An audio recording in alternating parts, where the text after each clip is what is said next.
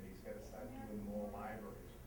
And he's got a new book. Come and hear New York Times best-selling author Chuck Hogan, whose novel Prince of Thieves was adapted for the big screen as The Town. Prince of Thieves was awarded the Hammett Prize for Excellence in Crime Writing. Stephen King called it a terrific read, a rich narrative of friendship, young love, and mounting suspense, and named it one of the best novels of the year. The Seattle Times said it was stunningly crafted, the plot swift and expertly built, the prose muscular and clean. Hogan's other novels include Devils and Exiles, The Killing Moon, and the international best-selling vampire trilogy, The Strain, co-written with filmmaker Guillermo del Toro. Enjoy a great evening with a thriller writer at the top of his game. Hey everyone, thank you so much for coming. My name is Danielle Masterson. I'm a member of the Friends of the Library, and we have a very special program for you. Our special guest tonight needs a little introduction here in Massachusetts. An established writer, Chuck Hogan is the author of several books, including Prince of Thieves, which was later made into a movie called The Town, starring Ben Affleck. Chuck has written several crime fiction novels, including Devils in Exile and The Killing Moon. He's also well known for his vampire trilogy, which he co-authored with filmmaker Guillermo del Toro. Chuck's connections to film does not end there. He recently announced through Twitter that he's working with author Don Winslow on an as-yet untitled script where each author will focus on a main character. Chuck has also written a script based on Southie's Winter Hill Gang and Whitey Bulger enforcer John Martirano. Please welcome Chuck Hogan to the Flint Memorial Library.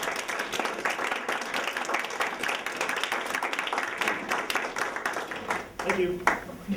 I'll stand for a little bit. Thanks for coming out in the rain. Usually rain means talking to the library staff, so this is great. That's happened before, believe me, it's happened plenty of times. Yeah, thanks Danielle for the introduction. Yeah, I've had a lot, since the movie came out, things have really, it's true what they say. You're kind of a novelist for a while, and then they make a movie of your book, and then, people actually know who you are and what you're doing. Just for maybe 15 years, I'd meet someone and introduce myself, what do you do? I'm a writer, what have you written? It was basically a 5-minute process of trying to explain who I am and what kind of books I write. Now I can just say, I ask if they've seen the movie The Town, and usually they have or they've heard of it. And then I can cut 5 minutes of awkwardness and get right to business. So that's nice. I mean, that's the biggest benefit of movie for me is that I have to do less explaining of myself and more I just cut to the chase. So that's great. I'll speak a little, but I would love to take questions. I want to talk about what you people are interested in. Assuming you're interested in something. So if you can think of any questions, that would be great. So I'll just talk briefly about how I got started and how I got here. I should say first that I haven't been back to North Reading in many years. I don't know how long it's been, but my uncle, who I just saw last night, he came over to our house for dinner. He's a priest, and he was the head of the parish here in North Reading. His name is Father Frank Conroy, and he was here, I'm going to say probably he was there for 7 years, I know, late 70s, early 80s, I'm guessing. I'm not really sure, but that's the last time I've been here. So the main thing I remember about that is coming here and hanging with him for a while, and then in the rectory, King Kong was on, the original King Kong. So I sat down and watched it, and that was pretty cool. So that was my, he wasn't so excited. That was my memory of visiting him, but that's what it was. He's now in West Newton and elsewhere. He's still doing it. Anyway, I grew up on the South Shore. I was born in Hyde Park, lived in the city for about 6 years, and then moved out to the suburbs. I grew up in Canton and went to school at Boston College. And I always knew that I wanted to do something in storytelling.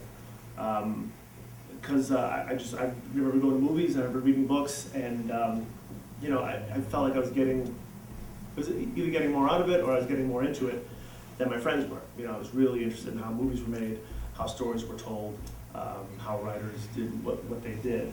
And living in Canton, one town over in Milton, I found out this author, George B. Higgins, lived there. And it really blew my mind that an author, because I came from a middle-class family. You know, my dad worked for for Boston Gas, and my mom was kind of a homemaker, and then she worked when we were a little older. But there was no, artists in our family. So writing, or movies, or anything was it was literally a million miles away. But when I found out that an author lived one town over, and I found out what street he lived on, I tried to figure out which house was his. Guessing that I think I thought that I could drive by and see him, up in the attic. But it was really kind of cool. I mean, that brought it home that wow, people actually live in regular towns. They don't live up in mountaintops and write books. But it's something that can be done.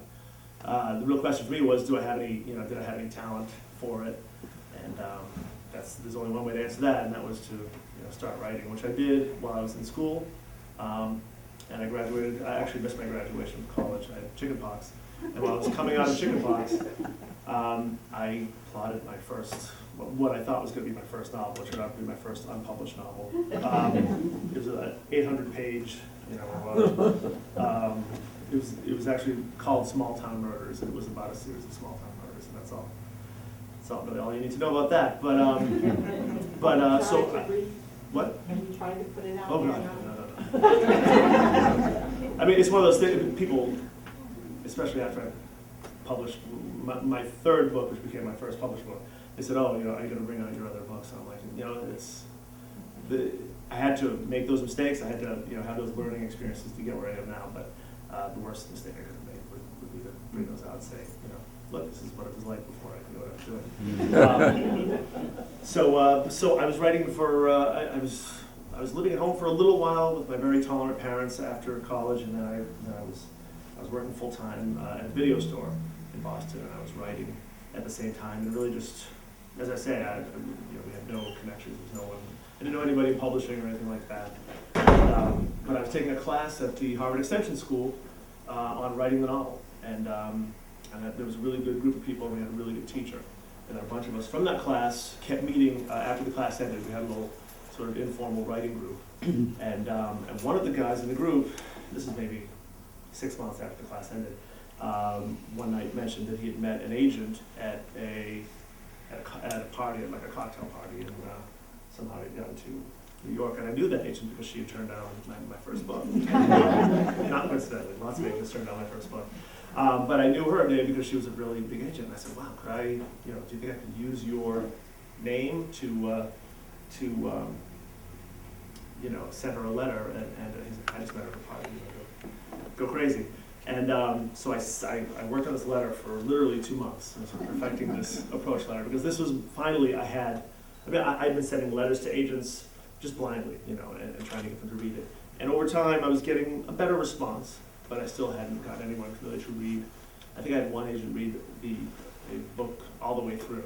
It's still, she was helpful and she was encouraging, but she couldn't sell it. So I thought, this is the most tenuous connection at all, but this is what I have. So sent her a letter. I got a form letter back saying that she would read it. I was like, wow, that's all I need. Great form letter. So I sent her the manuscript, and that's when I really, really got lucky.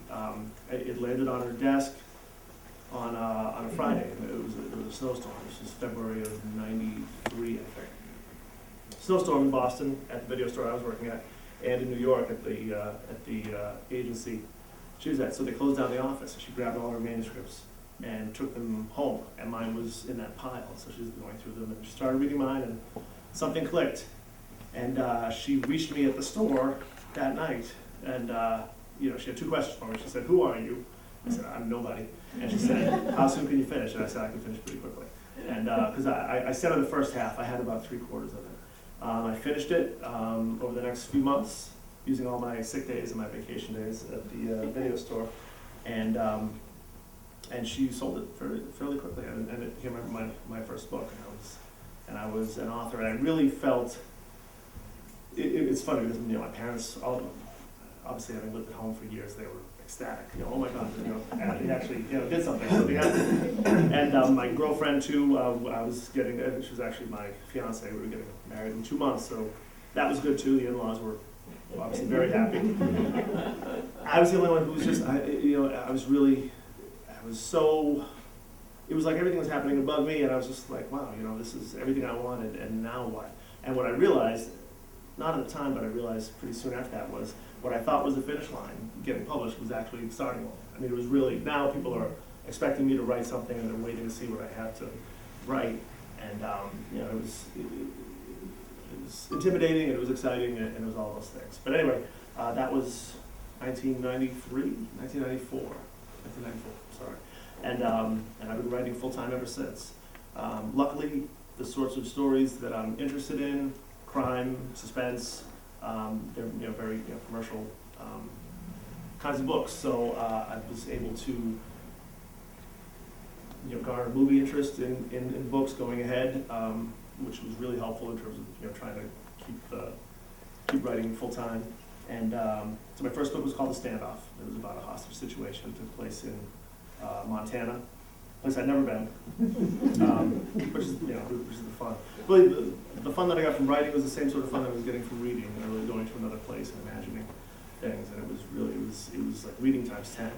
But it was based on this this sort of mountain in Vermont, where I had gone to a writers' conference up in Middlebury, Red Wolf Writers' Conference, and so it was that same sort of setting.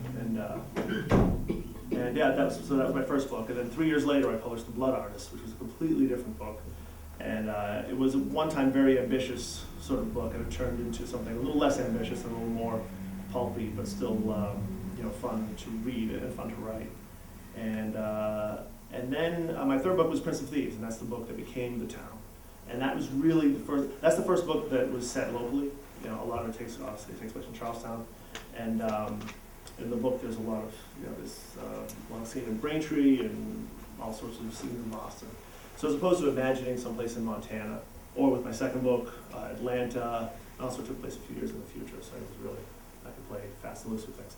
Here was, something where I really knew the place, and something clicked for me there in the writing, and it seemed to give the whole book an extra.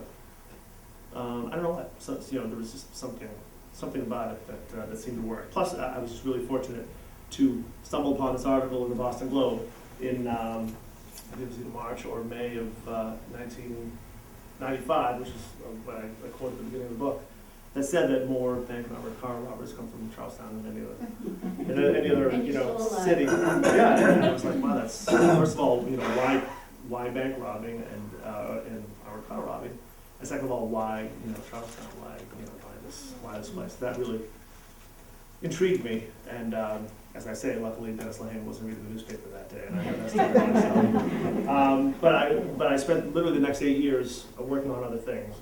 I was thinking about that, and anytime there was, Charlestown was in the news, or if I had some time, I would head in there and I would just sort of soak it up. And because I've never lived in Charlestown, I don't have any family from there. All my family's from South Boston, which is obviously very similar. So I was able to take a lot of the people, not exactly what kinds of people and the family relationships and that sense of turf and towny pride and stuff, and that was all very real to me. So anyway, so I spent a long time thinking about it and researching it and kind of backburnering it, so that when I started to write, it came really quickly. For me, it only took me 9 months to write the book, which by far, is the quickest. The Blood Artist took me 3 years, which is ridiculously long, but that's the sort of the second book curse. But anyway, Prince of Thieves, just I don't know. It really it was exciting for me to write a crime book that's set locally. It's sort of fun to go into the city and look at places and say that's a good spot for whatever, a murder or whatever. So my next book was called The Killing Moon, and that takes place in Massachusetts, but way out in the western part of the state, where there are these towns that you've never heard of. I mean, there are 351 towns in Massachusetts. There's a lot of them out there that you just never heard of. And I made up one that was sort of a mountain of a couple of different very small ones.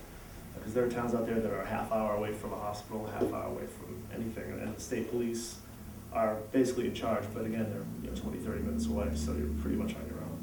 So, so that was fun to do. It was, again, it was fun to go out there and research that, and do a story that was, again, a little different. And then my next book was called Devils in Exile, and that's my most recent book that I've written by myself. Between those last two books, I got involved with Guillermo del Toro, and we worked on this trilogy of vampire novels, which he had this.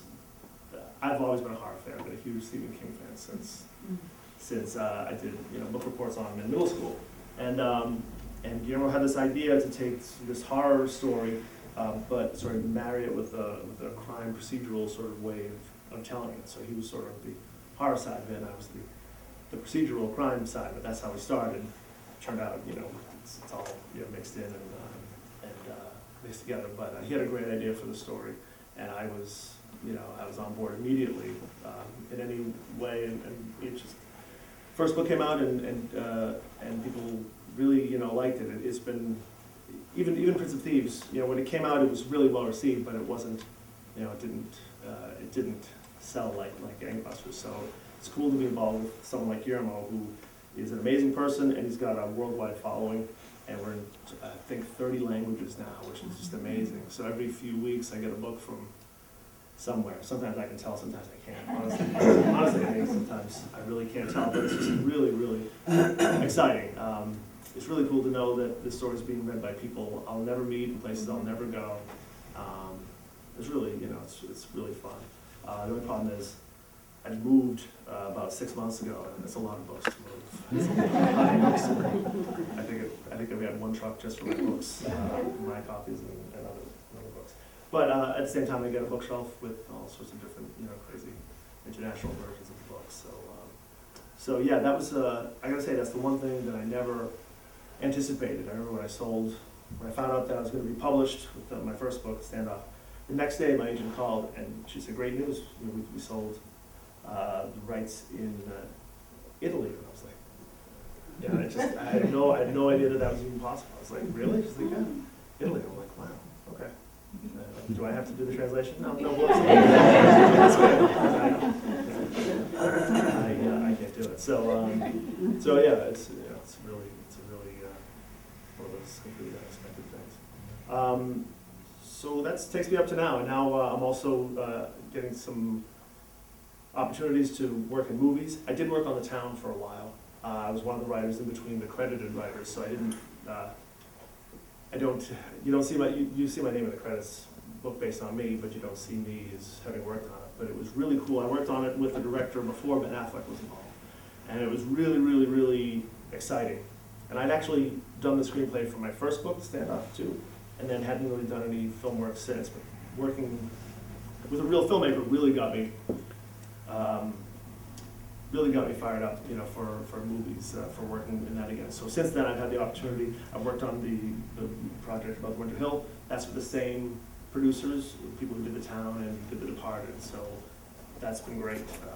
We have that script is finished, and we're hoping some things will happen. And I was working on my own, writing totally alone for like 14, 15 years, and now I've started. Obviously with Guillermo and with movie projects, and collaborating with people too, and it's really a gift to be able to have it both ways. With my own books, I'm responsible for everything, which is good and bad. But it's it's nice to have your own thing and to really be able to see it all the way through, and then to go and work with other people, really interesting people, fascinating people, and be responsible. Have to deliver something on this day and get feedback, and it's great. So right now I'm bouncing between both places, and it's keeping me on my toes, which is great. Does anyone have any questions? Yeah, great. When you were involved in writing on The Town, how is it that you give up?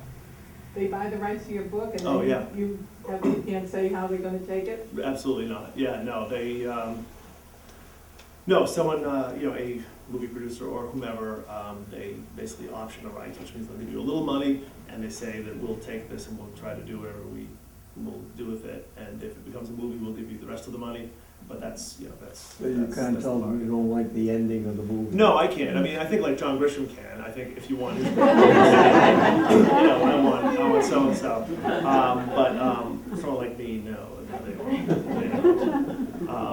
They will like politely ask, which is funny because, you know, they're just sort of that. I feel like they're picking my brain, like, who did you see when you were writing the book? I really don't, I didn't really see anybody, but my wife, that's like her favorite game. You know, she reads what I do as I'm doing it, and she had Ben Affleck in the movie years before Ben Affleck even existed, so that was kind of cool, yeah. Did you tell him that? She did. I made her tell him because it's her fault.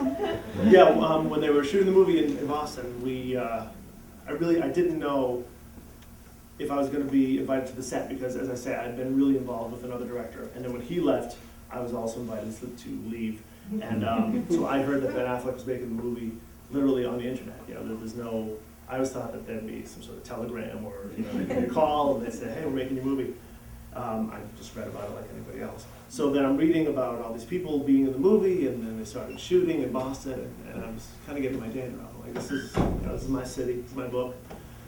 You know, why can't I be there? So I had a friend, I still have a friend who works for Fenway Park. So while they were there shooting for 2 weeks, he kind of snuck me in. And so it was really amazing to be up on one of the, they were doing one of the scenes on Yawkey Way, and we were above watching. And there's literally 200 people, you know, working on this. And I was like, that's really crazy to think that my little home office in my little room, dreamt up this story, and here are all these people running around, you know, trying to make it into something that was really, really cool.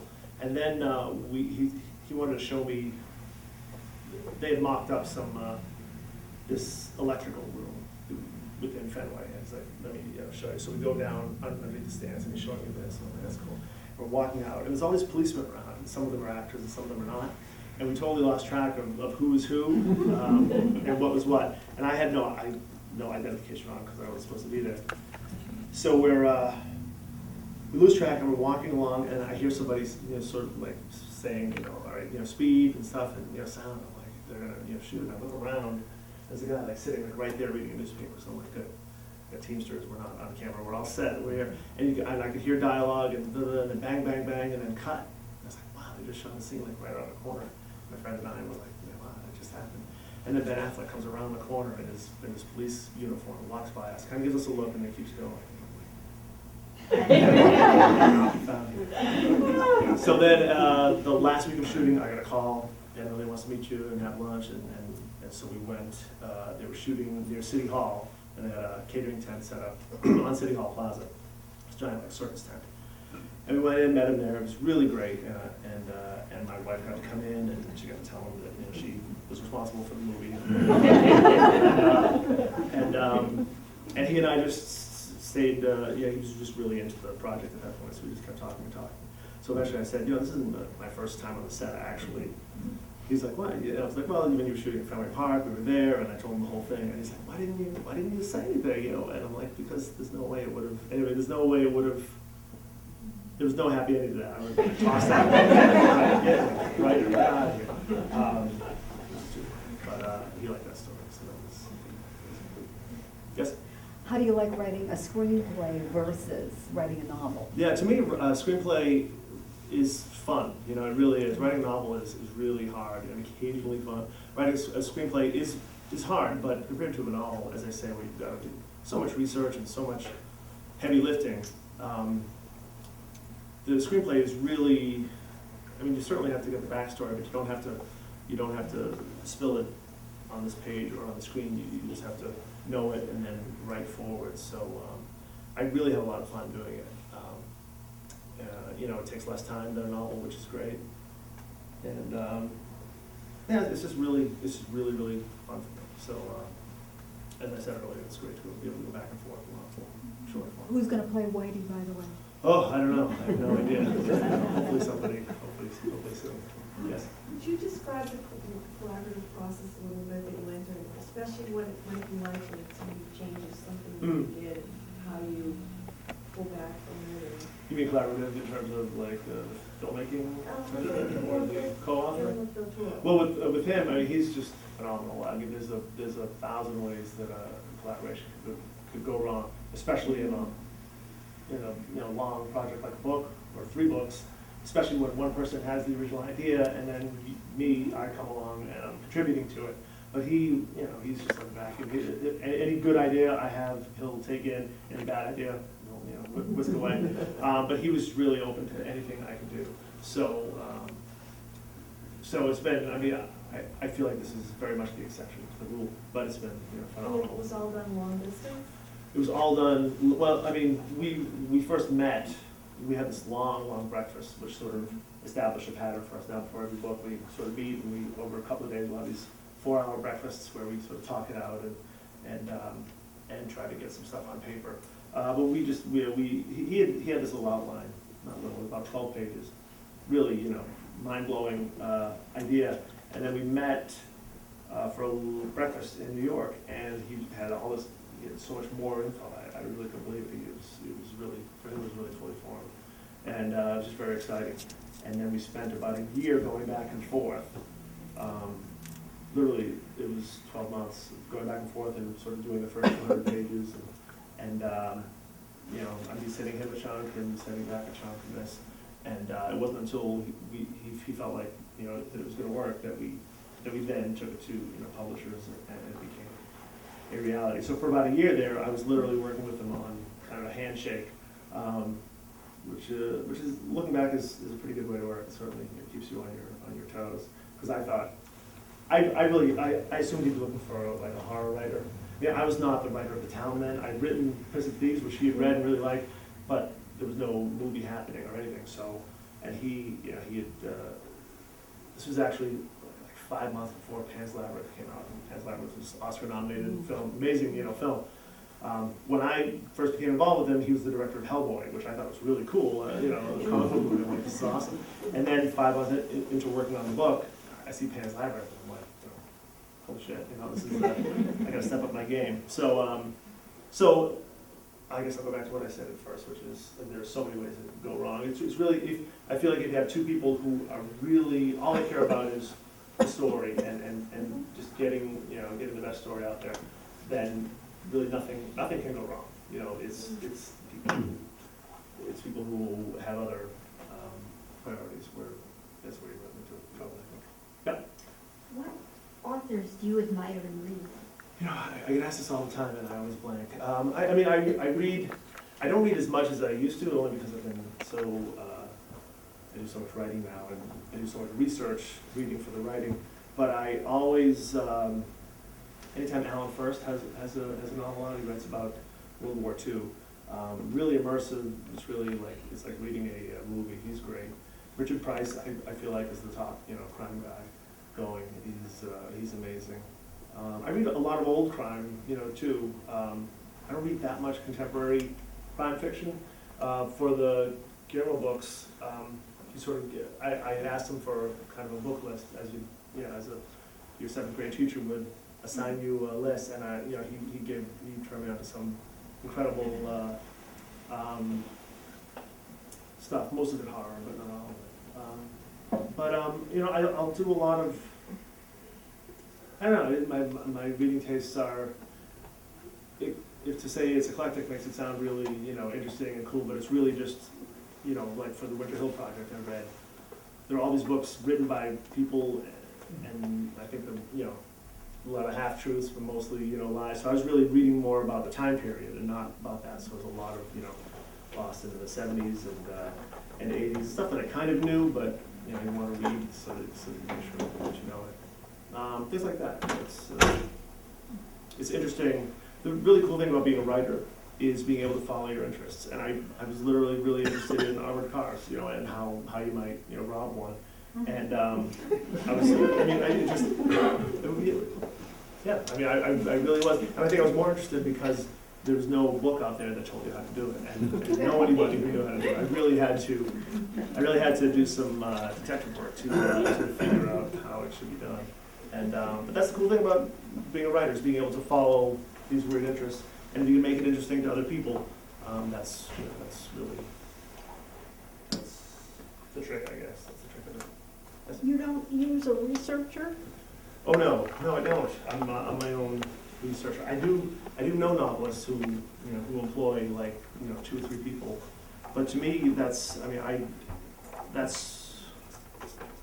I don't get that because for me, it's the little things, not the big things. It's the little things that really make a story. It's that little detail that no researcher would, that I feel like a researcher would probably gloss over. But for me, that's the thing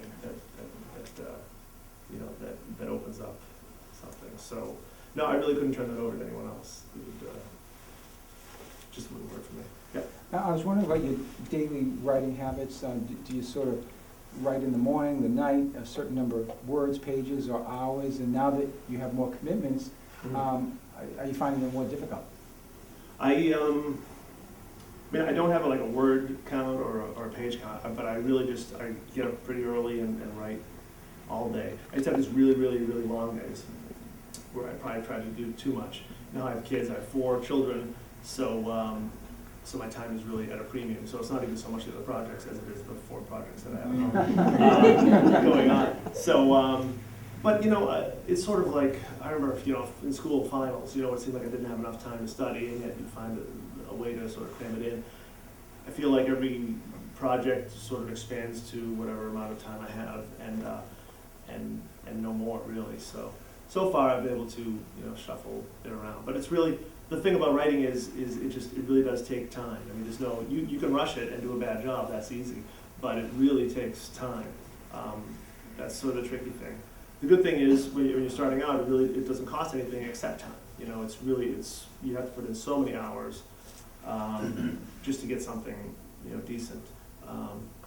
And I'm a fairly, I guess I used to be a fairly slow writer. I think I'm getting a little faster now because I have to. Again, it's necessity. My brooding time is cut down significantly when people are calling up and asking where page 40 is. You got to look at that. Yes. I just read The Devils in Exile. How did you research like the drugs and also the Green Beret or Special Forces? Right. Well, I'll start by saying that I really got interested in this story. First, I went to go see the movie Munich, which is, and I was looking for a really good revenge story. That was a Steven Spielberg movie about the '72 Olympics. The Israelis go and they assassinate the terrorists, and it's a great movie. But what I was missing from it was that sort of personal revenge aspect. Like I wanted to explore that more. So I was looking to try to write a kind of a revenge story. And at the same time, this was early on too, because Devils in Exile, I think I started it in, I'll say 2006, and then I interrupted it to work on the book with Guillermo and then went back to it. But at the time I started it, the wars were going on, and I really didn't know anybody who was, fighting at that time. I do now. And I didn't feel like it was impacting me much. So I really got interested in, these young veterans, coming back. So I just did what I usually do, which is sort of stumble around. I mean, there's no real, I'll certainly start at the library or I'll start reading things. But for me, if I meet somebody and I try to interview them, it usually doesn't work because I feel like people are just, if they know I'm a writer, they're trying to give me what they think I want, and that's not what I want at all. I want, as I said, the little details. I would much rather just talk to somebody and have them reveal themselves without trying to feed me again what they think I want. So it was a lot of that, and as it turned out, there was a guy I worked with years ago at the video store who became, I forget what his title was now, it's been a while, but he was basically like an army psychologist overseas and came back, and things like that was really, really, it's really interesting. Again, it's something that I got really interested, borderline obsessed with, and I just needed to find out everything. Yes? About Devils in Exile. Is there another book coming from that with that same character? Did you leave it open at the end where maybe? I didn't necessarily, no, I really didn't. I mean, it's a little bit open-ended, but that's just sort of how I felt like it was, like it needed to end. It's a good character, the main. Oh, thanks, Very thanks a good. lot. Oh. Thanks a lot. Now after the town and that, I'm working on the script for Devils in Exile, and hopefully something happens with that because we have a really good take on it. It's a little different from the book, but it's a really exciting way to do it. But no, because I don't write a series character and because I write a different book every time, sometimes it's a kind of a characters come to a bad end, sometimes they don't, sometimes it's a little bit mixed. And I don't know, the ending for that book just really felt right to me all the way through. I sort of knew that they would go off and there'd be more to the story, but it wasn't a story that I was necessarily going to tell. Yes?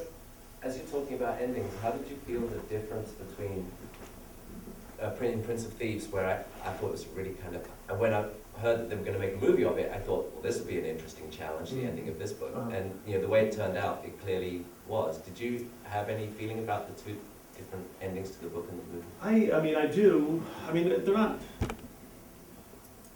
Let me start by saying that when I was working on the movie with the other director, he really liked the book, and it was the same ending as the book, and that would have been great. It was very it would have been kind of operatic and kind of cool. And when I saw the movie, I wasn't sure which ending, because I heard that they had shot it one way and then they did it another way, and I saw it, and I just, honestly, I was so happy that it wasn't a really happy ending. It was, kind of a mixed ending. I don't know if I'm spoiling it for anybody, but I liked it. I didn't watch it and say, oh, they didn't end it the way I ended it in the book. It just kind of felt right to me. What I did learn from working on the script of it, working on the screenplay, is that things just change. Now that I've done it myself, changing my book, adapting it for a movie, and making changes, there's no right or wrong inherently. It's not like the book is the way it needs to be. I feel like the movie ending worked. I've actually seen the other ending now. I don't know if you saw it. They released the Blu-ray a few months ago. And I actually didn't really like that ending much at all. I just thought they both worked, but just differently. Yeah. I definitely prefer the theatrical one. I'll put it that way. But that's just my preference. In the movie theater, I'm just like, I don't even get an extra vote or stand up and say, it's actually, there it is. So I just have to. Yep. Back to collaboration. How does that work? Do you actually do the writing while your collaborator is judging plot or feeding you what he wants? No. You're both? He's very much into writing more parts than others. How do you blend the voices? It's, that happens very naturally. Again, as I said before, there's so many ways that it could go wrong. It just, we had that almost year-long sort of feeling each other out process where it was different, and it eventually became this smooth voice that we were both And that doesn't comfortable happen in with. rewrites, that just flows and first drafts? Well, it wasn't really a first, it's hard to say. It wasn't like a straight first draft where we started at word one and went through. We were kind of developing the whole first half of the book, say, going back over it and changing it. It's so hard sometimes to go back and unbake the cake, I'm as interested in these questions as you are, but then when I get to the end, I'm like, I can't remember. So every book that's come out, we've done a signing at Union Square in New York, and it's 400, 500 people will show up. And people will come up and they'll be like, I love this line. I have to know who came up with. I remember we had one line in the book, it was the sensation of being drank by the vampire, and the line was something like that. It's like a reverse orgasm. And this person came up and was like, I have to know who came up with the reverse orgasm. And I look at Guillermo, and he looks at me, and he's Mexican. He's got this big voice, and I'm like, I have no idea. We have no idea. At that point, we have no idea. There are a couple of characters that I created, and a lot of it that he put in, but those little things, it's like, you just lose. Does that surprise you? It kind of does, yeah. I certainly, it's a different experience from when I work on my own books, where even if I can't remember where things came from, obviously I know it's mine. Yeah, it is definitely surprising and fun.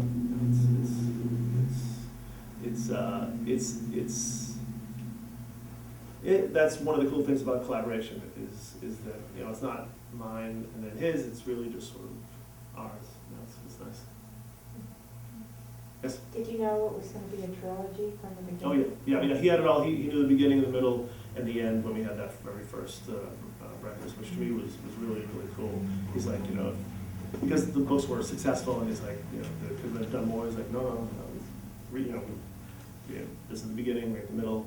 It's going to end like this. We're going to do this, and he's a completely different sort of creative person than I am, because I get very focused on something and sort of stay with it. Whereas he'll be off making a movie, and I'll have a question. I'll send him an email or whatever. He'll call me back, and I know he's been, you know, he's had his head fully immersed in this other project, and I'll ask him a question. He's like, no, and he gets right into it, and it's like, yeah, I remember I assumed that the vampires were like cold-blooded, you know, just see what it did. You know. He's like, no, Chuck, no, they're warm-blooded. They've got this Hyman tablet, and he goes through this whole, like he's got this book in front of him, you know, telling me, which is so huge for me. You know, I'm able to go to him and have him lay out, you know, exactly what these beings are, and then go with it. So stuff like that is really, it's fun, magical. Yes. Can you talk about Savages? I mean, the press release almost makes it sound like a gimmick, where you're.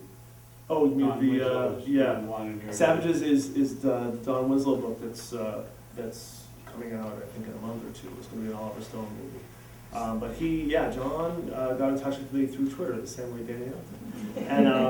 And I've been a fan of his. He's a fan of mine. He's like, you know, I have this producer friend who has an idea that we should get together and see if there's something we can do, and we started talking, and we had this idea, and that's what we're going on. I don't think it's going to be exactly the way that press release read. It's not like he's going to write one character and I'm going to write the other one, and we're going to cross pens and scribble over each other. It's going to be more about just sort of attacking it from two different sides and then writing it together. But I'm really excited about it. I mean, he's a fantastic crime writer. You know, that's the sort of company that I want to be in, and we have a really cool idea, and it'll be fun to do it as a movie, you know, and not as a book project. So. Yes? Do your children want you to write a children's book or a young adult book? They kind of do. I mean, we've sort of written books, you know, together.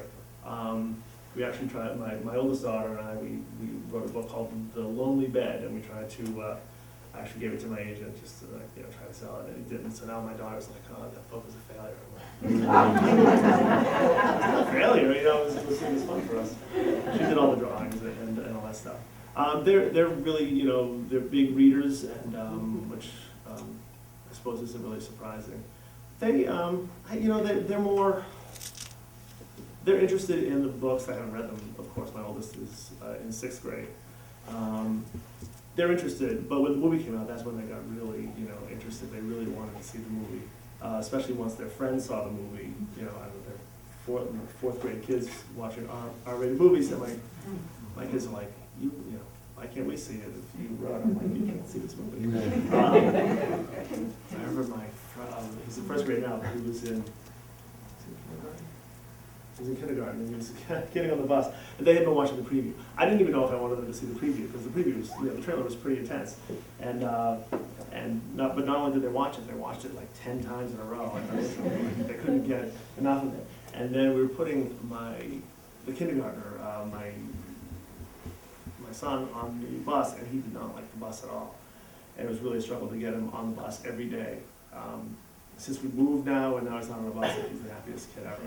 But we were getting him on the bus, and I forget what I said exactly, but he sort of turned around as he was getting on the bus, and like, he gave me the last line of the trailer and of the movie, and I'm like, that's not good. My kids are, you know, I mean, when I was a kid, I would go to movies, it was just so, you know, magical, and I really, you know, it was a total dream to be involved in movies. And now my kids, I don't know, I try to put myself in their shoes. I'm like, if my dad was a movie maker, I'd be, or, you know, or a writer, you know, it just would be a dream come true. And to them, they're just sort of, you know, it's not that they are nonplussed, that they're just so used to it, you know, and I guess I have to get used to them getting used to it, because I'm like, cool dad, you know. It's like, you know, I just got a call from, you know, my agent, you know, like,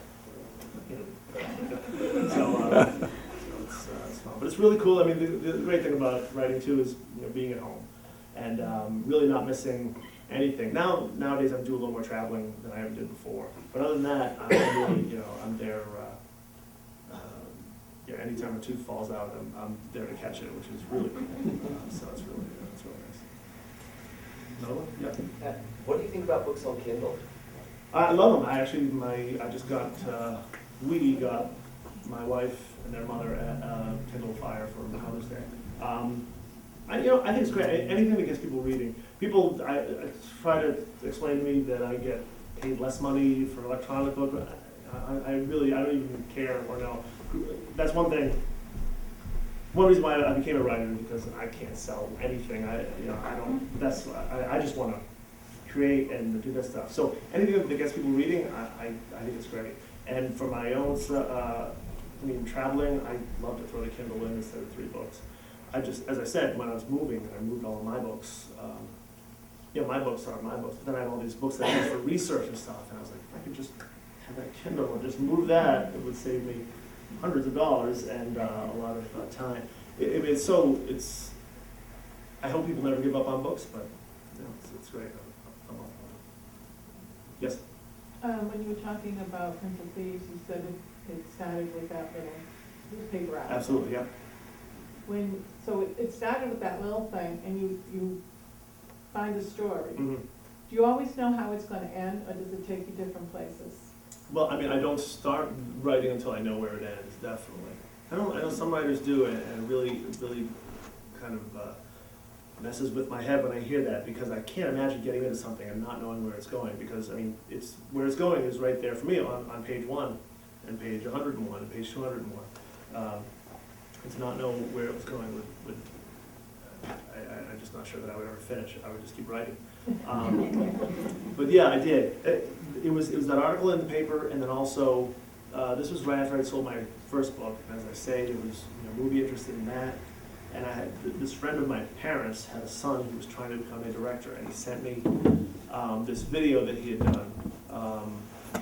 He had done some work on those recreational the shows where they recreate crimes, very sort of cheaply, and he had sort of done some of that to sort of get some work. And it was this scene where these bank robbers rush into a bank, and they got the masks on, and they wave their guns, and then they grab a teller or a clerk or something, and they sort of drag her with them as they're going out. They take her to the car, and then they get in their car and they drive. They sort of toss her aside, they get in and drive away. And the show, this terrible show, followed them going there. And I was like, what about her? Like, wow, I was so interested in her and what her story would be, because her life has completely changed. In this terrible show, it was just this quick thing. So that was the other part of the story for me when I started thinking about, the victim of these crimes, what it would mean to her, and that's where. Then that got me into what if the bank robber was interested in her, and it just sort of grew out from there. But as I say, I really had a lot of time to think about it. I was researching it over 8 years, which if I could do that for every story, it would be great. It's just not possible, unfortunately. Yes? Do you make an outline, or is it in your head? No, I make an outline, definitely. I know Stephen King's kind of famously just keeps it all in his head. Brilliant. I could never. I would go crazy. No, I make an outline, and I've done it every way you can do it, from writing it longhand to doing index cards to, I don't know. Actually now, when I was out in Los Angeles a few months ago on a story meeting for the Devils in Exile movie, I spent 2 days in a room, a really small room, like went from that table to there, and it had a whiteboard along with the wall, and we just kept writing on the whiteboard the whole time. And it was so easy that I came home and I ordered a whiteboard. I put a whiteboard out in my office, so now I have a whiteboard, which is great, except now my kids know that I have a whiteboard. And I'm like, erase, if I lose that book. But so that's the way I'm working right now. It's nice to write things down, erase it and rewrite it, and move it around. It's a really easy. Yes. When do you think they'll start filming a movie based on Devils in Exile if it gets made? And do you think they'll come to Massachusetts for that? I do think they'll come to Massachusetts. I mean, the movie is set in Boston, and it can always change, unfortunately, but as of right now, it's all set in Boston. And if they have their way, it could be happening before the end of the year. But so many things have to go right, and as I learned with the town, you know, there's you just never know until they're actually here, you know, shooting it. It's all. I hope you get invited to the set for that one. Me too. Thanks. If not, I'll have a friend somewhere, and I'll. They can't keep me away, really. I mean, if they're making a movie in my book, I'm sorry, I'm going to be here. I'm going to find a way in. Any more questions? Yeah, sure. Wouldn't it be fun to be an extra in the movie? Well, yeah, I mean, that would have been fun. It would have been fun to have had my phone ring. I was waiting next to it for 3 months while they're making a movie. That would be great. I remember they had like an open casting call in Charlestown, and we were headed somewhere, myself and my family, and I made the detour to Charlestown. We drove by this long line of people waiting. That's really cool. That's really cool. And I actually submitted my author headshot to this casting company that was casting some extras for the movie. This was back before I had been invited, so I thought, that would be kind of cool to get in the background and then of my own movie. And then I got invited to the set, and they were really cool. And then like the day after that, they called me up and said, "We're shooting at this casino. Would you like to come?" And I was like, I can't now because they all know me, and that would just be too weird. It'd be too weird. So no. But it would have been cool to be in the movie. Yeah. Yes. You said you set a story in Montana, though you've never been there. Yes. How do you get enough of a feel for a place to describe it, and how important is it to be accurate? Yeah, I mean, it's, again, as I say, when I was starting out, I was really, I was getting that same sort of high from writing that I would get from reading and going to different places. So it was really important for me to sort of set it somewhere that was a place that I knew. As I say, it was sort of that same mountain setting in Vermont that I knew, but I set it in this place. The story needed to be out in the West, and it needed to be, really rural out there. So, I mean, it really depends on the story. For that story, it was important that it be set out there, but it wasn't important that I know everything about Montana, for example, because it was really just so self-contained on this one mountain with a hostage taker on the top, police on the middle, and sort of the townspeople on the bottom. So I didn't have to worry about the larger issues of setting. But going ahead, yeah, I mean, the vampire books are set in New York. I certainly knew Manhattan, but there's a lot in Queens and Brooklyn, and I really didn't know much about that. So it was cool to go, and again, it's research is a great excuse to A, not write, which is fun, and B, to just learn new things, and to really get out there and just, it's kind of cool to have a secret, project. And to go to a place knowing that you're going to write about it and just sort of walking around it and collecting facts, and that's fun. Yes? Going back again to the beginning, what kept you going when you, an 800-page manuscript is huge. Mm-hmm. And then you said that even the second book didn't get published, the third became the first. What kept you going, particularly as you're working at the store? What drove you? Yeah, I was really just, I mean, it's funny because now that I have kids and I look back at myself, I was really obsessed. I mean, I was really crazily focused and driven to do it. I didn't leave myself any alternatives, which now seems really, foolhardy and crazy because, I'm lucky that it worked out, but there's no reason why it should have worked out. As I say, I was 2 months away from getting married. I was the assistant manager of a video store, and I was making about $24,000. And I thought, if I could just sell a book for $25,000, and I can quit my job, and I can write for a year, and it was just that was all. It was I really had this singular, sort of focus on it, which is, I think, is why when it got published, I was just like, oh, okay, now what? Now where do I put all this energy about wanting to be published? I had to sort of it took me a while to redirect it into the actual just, you know, writing and not the, you know, not the other, not the, this, I wasn't worrying so much, but just this, I had to take my ambition and sort of point it in a new direction. It's a good question, thanks. Yes? What did you major in? English. I was an English major at Boston College, and actually I was a film minor. They didn't really have a film program, but we sort of put together a film minor for me because I was interested in that. That's great. I get to go. I go back once a year. They have this thing called the Alumni in the Arts, and it's, you know, it's really fun to go back and talk to, you know, students. It's really funny because they're really, they're eager and they're kind of wide-eyed, and, you know, they're talking about what they're going to do, and I don't know, I think they feel like they're getting a lot from me, but I'm getting so much more from them. It's really invigorating to go back and remember, you know, what it was like when this was all very sort of speculative and very much a dream. I hope it's not a dream now. I hope I'm not, you know, wrapped up in a straitjacket somewhere pretending to carry forth in the common room of whatever asylum I'm trapped in. Hopefully this is actually happening. So.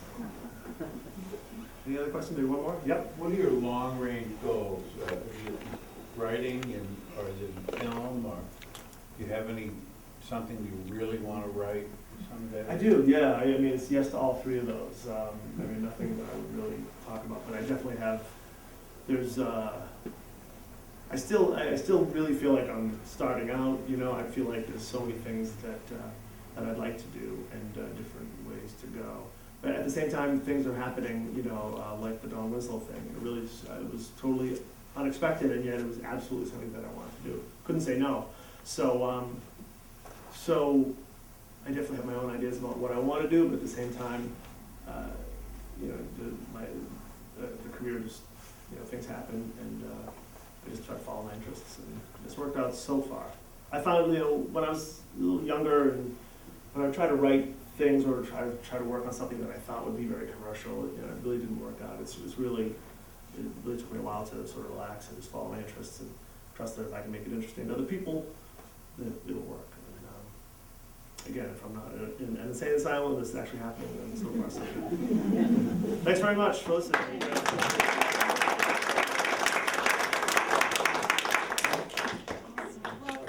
you very much, Chuck. If you have a little bit of time, do you mind signing? Of course not, sure. All right.